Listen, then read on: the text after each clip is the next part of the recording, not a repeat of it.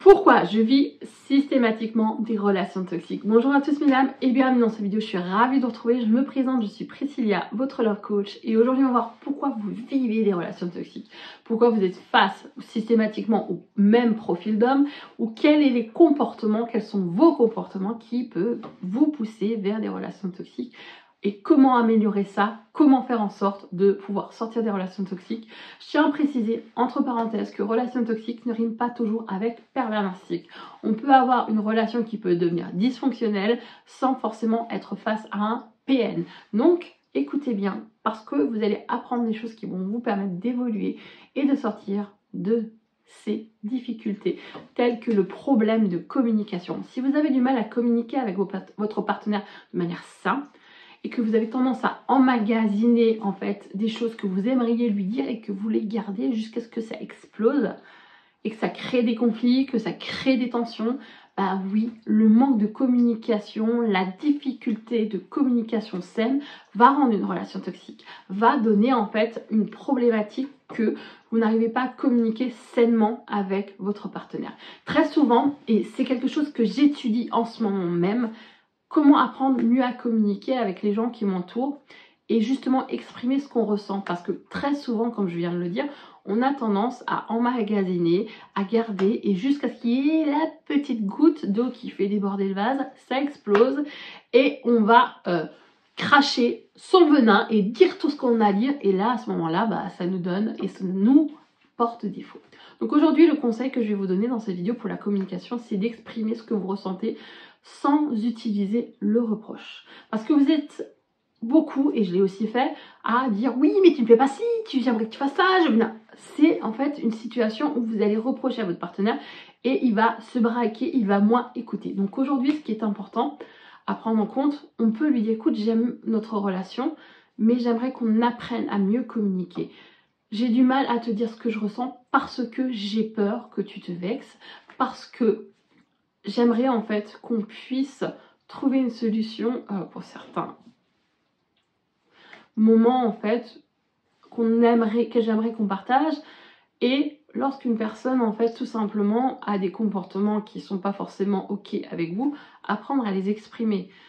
Parfois, il faut laisser passer un peu du temps parce que si on est dans l'émotion et qu'on s'énerve et qu'on gueule, ça n'aura pas forcément un impact positif. Donc aujourd'hui, apprendre à communiquer, prendre le temps de redescendre en pression et d'exprimer un peu plus tard ce qu'on ressent à notre partenaire en disant « Écoute, là, je me suis sentie blessée.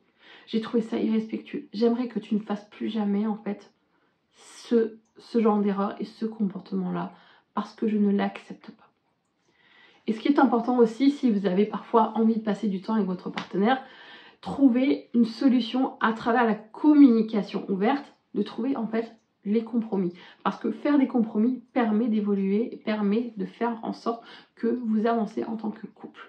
Le deuxième point qui rend la relation toxique, et ça c'est beaucoup plus néfaste, c'est quand on est face à quelqu'un qui va prendre le dessus sur l'autre. C'est-à-dire quand il va y avoir un rapport de force déséquilibré où l'autre va prendre l'ascendant sur l'autre. C'est-à-dire que l'autre va prendre le pouvoir un petit peu de bourreau et l'autre de victime. Et va rabaisser, critiquer, va un peu mener la danse dans la relation et dire non, tu ne fais pas ça, tu fais ce que je te dis. Et va en fait essayer par rapport à ce rapport de force d'avoir en fait un contrôle. Ce qui va être important dans ce cas de figure, c'est de remettre les choses en place de manière plus saine. Mettre des limites, vous affirmer. Parce qu'au jour d'aujourd'hui, aimer ne veut pas dire tout accepter. Parce qu'au jour d'aujourd'hui, les relations saines, c'est apprendre à communiquer, c'est apprendre à mettre des limites et travailler sur sa confiance et s'affirmer positivement sans crier, sans menacer, sans pleurer, sans juste en fait dire non, ce genre de comportement, je ne veux pas. Du moment en fait où vous allez apprendre à mettre des limites dans une relation de manière positive, sans vous énerver, de manière calme, les choses vont changer. Bien sûr, il y aura des personnes qui vont toujours essayer de repousser vos limites. Et croyez-moi, même à moi, en fait, qui aujourd'hui, j'apprends encore à les mettre, c'est très difficile. Certaines personnes cherchent en fait à nous pousser et à augmenter en fait toujours notre palier de tolérance. Et au jour d'aujourd'hui, on n'est pas là pour repousser nos tolérances, mettre au-dessus et passer au-dessus de nos limites. On a des limites, on les affirme, on le dit. Je ne veux pas ce genre de comportement. je n'ai pas peur de toi, je trouve ça blessant, j'aimerais que tu arrêtes et que tu ne reproduises plus jamais ce genre de comportement. Le troisième fait, qui est aussi assez dramatique, c'est quand il y a une forme de manipulation émotionnelle, de chantage affectif, de crise, où l'on en fait vous pousse à faire en sorte que vous alliez en fait dans le sens de la personne, parce que la manipulation ne veut pas toujours dire perversion narcissique. Une personne peut avoir des tendances à la manipulation pour vous pousser dans le sens où elle a envie que vous alliez pour obtenir ce qu'elle veut de vous. Donc au jour d'aujourd'hui, dans les deux cas, quand l'un veut prendre le contrôle et l'un vous manipule, on met des limites. La limite de ce que vous pouvez accepter, c'est se respecter soi-même. Parce qu'au jour d'aujourd'hui, il est important, et une phrase que je répète dans mes coachings, on se respecte, c'est important. Mais les gens ne vous respectent que à la limite à laquelle vous respectez vous-même. Si vous acceptez des comportements, si on vous permettez en fait qu'on vous marche dessus, les gens vont le faire. Si vous n'êtes pas stop, si vous ne mettez pas limite, les gens continueront, malheureusement. Le quatrième fait, c'est la dépendance affective. Ce besoin compulsif d'amour, ce besoin compulsif d'attention, d'admiration, d'être rassuré, étouffe votre partenaire. Parce qu'au fil du temps, la dépendance affective rend une relation toxique.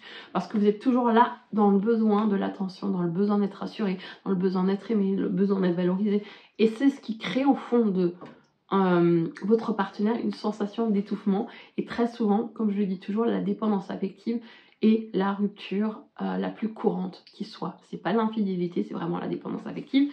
Et pour avoir été dépendante affective, croyez-moi, ça fait mal. On ne peut pas continuer à vivre dans une relation où on dépend de l'autre, où notre partenaire et notre univers, notre monde, c'est douloureux, ça fait souffrir, on s'étouffe mutuellement. On a peur de le perdre constamment, on est en insécurité émotionnelle et c'est ce que j'ai ressenti. Donc aujourd'hui, pour sortir de la dépendance affective, va falloir travailler en fait sur vous pour redévelopper une autonomie affective, pour vous concentrer uniquement sur vous et pas sur le couple. Parce que plus vous allez vous concentrer sur votre couple, plus vous allez faire fuir votre partenaire et détruire la relation inconsciemment.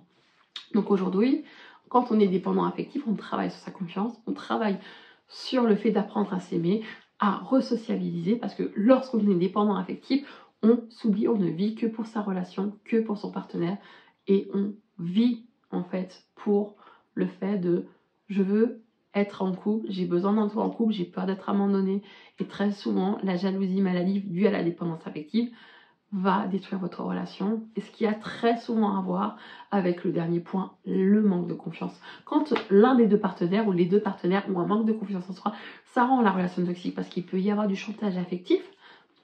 Et justement, quand on est face à un manque de confiance en soi, on se sent pas en sécurité, on a peur de perdre l'autre, on a peur d'être remplacé, on voit toutes les femmes ou tous les hommes comme un potentiel risque qu'on nous le vole. Donc au jour d'aujourd'hui, la confiance, c'est important. Et par rapport à tous ces points, si on n'apprend pas à avoir confiance en soi, à s'aimer, à s'affirmer, ça va être extrêmement difficile. Donc ce qui est important, on va commencer par travailler en fait sur l'état d'esprit de je n'ai pas besoin des autres pour être heureux. Je m'aime, j'ai confiance en moi. Et ça, c'est une chose que vous pouvez vous répéter toute la journée.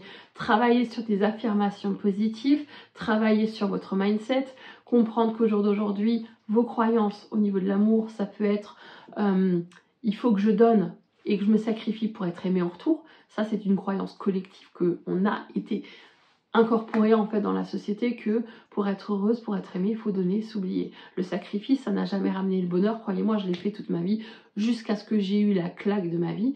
Et aujourd'hui, non. On ne peut pas sacrifier, on ne peut pas continuer à vivre ça. On ne peut pas continuer à détruire la personne qu'on est pour satisfaire le bonheur. Parce que le bonheur, en fait, c'est pas à travers une personne. C'est à travers vous-même que vous devez le véhiculer. Apprendre à s'aimer, peu importe son poids, peu importe son apparence, peu importe. On a tous des complexes, croyez-moi. J'ai pris énormément de poids dû à ma maladie et j'ai été complexée. J'ai tendance aussi encore à être complexée. Mais j'apprends à m'aimer chaque jour. J'apprends à avoir confiance en chaque jour. Chaque jour, je travaille sur moi parce que ça ne s'arrête jamais. C'est un travail constant. C'est pas une fois qu'on a confiance en soi, ça s'arrête. Et c'est pas à la naissance. Avoir confiance en soi et s'aimer, rien n'est acquis. Ça se travaille au quotidien. Si vous voulez découvrir qui vous êtes, travaillez sur vous. Parce qu'au jour d'aujourd'hui, le chemin vers une relation plus saine, c'est déjà avoir une relation saine avec soi-même.